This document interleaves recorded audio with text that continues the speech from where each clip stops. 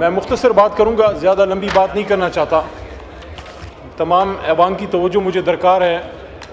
हमारा ताल्लुक़ जिस भी जमात से हो, बहरहाल हम लोगों के वोट लेके आते हैं और इस ऐवान में हमारी अपनी जमातों के साथ साथ हमारी ज़िम्मेदारी इस ऐवान के लिए भी बनती है कि हम इस ऐवान और ये ऐवान 25 करोड़ अवाम की उम्मीदों का तर्जमान है। इसलिए हमारी कमिटमेंट पाकिस्तान और इस ऐवान के साथ अपनी जमातों से ज़्यादा होनी चाहिए। जनाब डिप्टी स्पीकर साहब, यहाँ तौजीह पेश की गई कि जब 26वीं आईनी तरमीम हुकूमत ला रही थी कि इससे हम पार्लियामेंट को तवाना करना चाहते हैं, और फिर मिसालें पेश की गई जनाब डिप्टी स्पीकर साहब आपकी जमात के लीडर भुट्टो साहब की, जो हम सब के लिए काबिल एहतराम है, और बेनज़ीर साहिबा की कि वो शहीद हुई और उनकी हुकूमत ख़त्म हुई 18 महीने में एक बार, 3 साल में एक बार, फिर मियाँ साहब की 2 बार। ये सारी बातें हमें यहाँ सुनाई गई कि वज़राए आज़म शहीद हुए, वज़राए आज़म अपनी टर्म पूरी नहीं कर सके। ये बात हकीकत है, मैं इससे इनकार नहीं करता। डिप्टी स्पीकर साहब, ये देख के दुख होता है, ये देख के दुख होता है कि कभी किसी ने नहीं सुना होगा कि किसी बहुत बड़े जज या किसी बहुत बड़े मशहूर जर्नल या बहुत मशहूर किसी और ताकतवर शख्स ने कोई 6 महीने जेल भी, कोई सिविलियन जेल में काटी हो, चे जाए के फांसियां और चे जाए के उम्र कैद और ये सारी। लेकिन मेरा सवाल इस पार्लियामेंट से ये है कि जब तक आप पिक एंड चूज करते रहेंगे, मेरा लीडर और तेरा लीडर, जब तक आप ये तफरीक रखेंगे, ये पार्लियामेंट बेतौकीर होती रहेगी। यहां से लोग उठाए जाते रहेंगे, यहां जबरदस्ती आईनी तरमीम आती रहेंगी। मैं यहां पूछना चाहता हूं मेरे बहुत ही काबिल एहतराम हुकूमती बेंचों पे बैठे और खड़े हमारे मौजूद मेंबरान से कि मेरे भाइयों, मेरे बहनों, जब यहां मेंबरान को उठाया गया और उनकी खवातीन को उठाया गया तो वो आपकी कुछ नहीं लगती थी?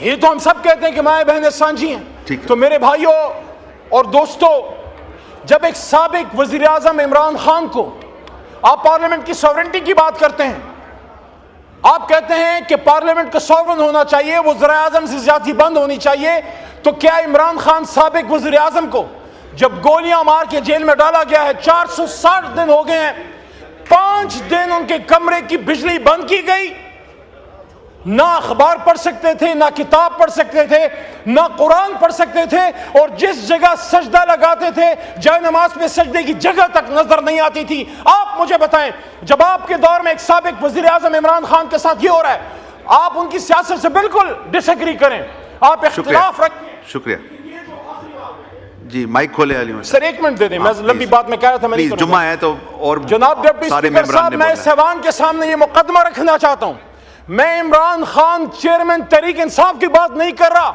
मैं इमरान खान साबिक वजीर आजम की बात कर रहा हूं कि साबिक वजीर आजम के साथ जो किया जा रहा है, मैं उनका एक अदना एक कारकुन हूं, इस जमात का एक एमएनए हूं, 4 दफा गया हूं, बावजूद इसके कि चीफ जस्टिस साहब का ऑर्डर मेरे पास है, खुद वकील हूं, मुझे नहीं मिलने दिया गया। ये साबिक स्पीकर जनाब असद कैसर साहब, अपोजिशन लीडर जनाब उमर अयूब साहब, पार्लियामेंटरी लीडर जनाब जरताज गुल साहिबा, आपका आ गया। शुक्रिया शुक्रिया शुक्रिया, बस शुक्रिया। इंजीनियर हमीद हुसैन साहब, अब बस आ गया, आपको मौका मिला आपको जी। 1 मिनट, अली अहमद साहब का माइक खोलें, ये माइक खोलें अली अहमद साहब का, अली मोहम्मद साहब का माइक खोलें। मेरे इस गुफ्तगू का मकसद जनाब डिप्टी स्पीकर साहब किसी से रहम की अपील करना नहीं है, वो खड़ा है आदमी फेस कर रहा है, लेकिन इस मुल्क की फिक्र है। जिस तरह कल रात पीआईए का जनाजा निकाला जा रहा था, आप सब इकट्ठे हो, इमरान खान को बाहर लाएं, कौम के लीडर को बाहर लाएं और पार्लियामेंट में बैठ के मशवरा करें, वो हम शूरा बैनहुम, तब ये मुल्क आगे जाएगा। इमरान खान को दीवार में चुनवा के आप कुछ नहीं कर सकते। शुक्रिया शुक्रिया।